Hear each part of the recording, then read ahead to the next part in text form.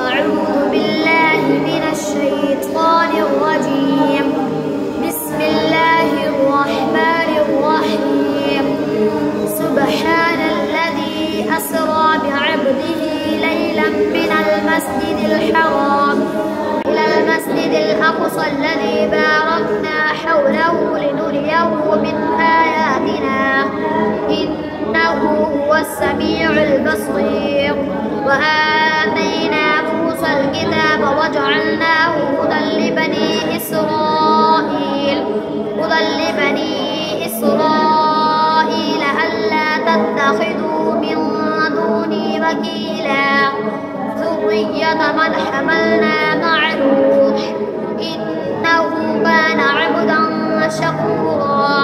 وقضينا إلى بني إسرائيل في الكتاب لتفسدن في الأرض مرتين ولتعلن علوا كبيرا. فإذا جاء وعد أولاهما بعثنا عليكم عبادا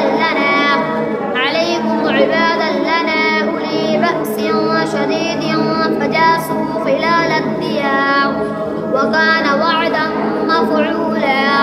ثم رددنا لكم الكرة عليهم وأمددناكم بأموال وبنين وجعلناكم أكثر نفيرا. إن أحسنتم لأنفسكم وإن أسأتم فلها. فإذا جاء وعد الآخرة ليسوءوا